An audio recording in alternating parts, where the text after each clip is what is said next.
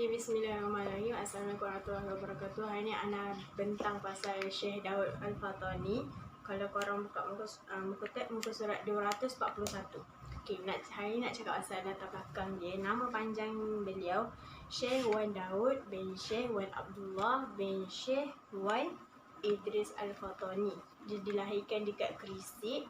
Tarikh lahir pada tahun 1187 Hijrah ataupun 1769 Masihi. Lepas tu meninggal dunia pada 1265 Hijrah ataupun 1790 Masihi.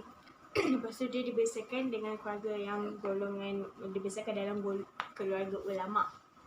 Itu sifat dia. Sebab dia gigih dalam menuntut ilmu.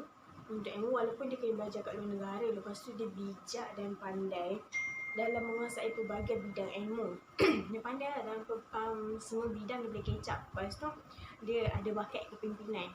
So bagus lah kan, pandai pasal bakat kepimpinan. Lepas tu kalau pasal pendidikan, first dia ambil pendidikan dekat Aceh. Dekat Aceh tu dia bukan belajar satu benda je, dia belajar banyak benda. Dia belajar tafsir Quran, fiqh, tasawuf, usuluddin. Lepas tu dia melanjutkan pelajaran dia dekat Mekah selama 30 tahun. Lepas tu dia pergi Madinah 5 tahun.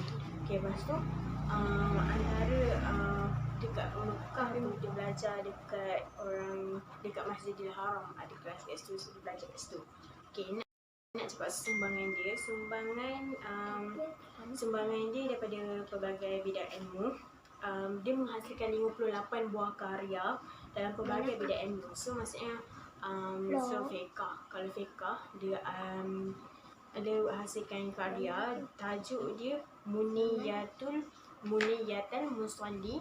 Lepas tu kalau tasawuf, tajuk dia Bidayatul Hidayah. Kalau usuluddin, Diyaul Murid. Kalau sejarah, Tarikh Al-Fatani. Ini pasal peranan beliau dalam penyebaran ilmu. Daripada segi penulisan, dia banyak menghasilkan karya-karya, buku-buku, manuskrip dengan risalah. Lepas tu kalau penterjemahan, dia kitab-kitab yang lain dia terjemahkan. Menterjemahkan kitab-kitab dalam pelbagai bidang ilmu. So kitab-kitab yang lain tu dia kecilkan lagi supaya semua orang faham. Lepas pengajaran, dia dilantik sebagai pengajar di Masjidil Haram. So orang yang dilantik dekat di Masjidil Haram ni bukan semua orang yang dapat tau. Hanya orang-orang yang hebat je dapat mengajar dekat situ. Lepas tu time dia mengajar kat situ, dia dapat melahirkan tokoh-tokoh yang berwibawa. So anak-anak murid dia semua hebat-hebat lah sebab ajaran dia kan. Lepas tu pendekatan Syekh Daud Al-Fatani dalam penulisan. Dekat dalam buku-buku dia banyak cakap pasal Imam Syafi'i. Dia tak macam mazhab Syafi'i lah. Dia macam tak banyak sangat cakap pasal mazhab lain. Lepas tu dia tak banyak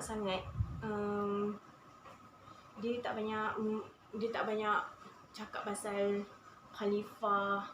Sebab nanti orang keliru, macam banyak sangat orang nak percaya khalifah ke, nak percaya mazhab ke. So nanti orang confuse. So dia bagi tepat-tepat je mazhab Syafi'i ni. Macam tu lah. Lepas tu dekat Usuluddin, penulisan Usuluddin, dia cakap juga pasal pandangan-pandangan Ahlussunnah wal Jamaah. Pengaruh dia, karya dia menjadi rujukan kepada masyarakat. Dan karya dia tu jadi rujukan. Lepas tu dia ajar juga dekat masjid-masjid, surau-surau. Orang ambil juga sebagai ilmu kan. Lepas tu yang kedua, pemikiran dia, beliau menjadi bahan penyelidikan di universiti tempatan dan luar negara. So di universiti tempatan ke universiti luar negara ke, semua ambil dia punya dia punya pemikiran, cara pemikiran dia, supaya kita pun dapat berfikir macam dia, macam mana dia boleh nak buat semua benda tu kan. Lepas tu pemikiran dia tu terus tersebar melalui anak-anak murid dia. So anak murid dia kan bagus kan tadi dah cakap kan, dia lahirkan anak murid yang berwibawa. So anak murid dia pun sebarkan pemikiran cikgu dia ni. Anak murid dia bukan seorang dua, so mesti ramai kan.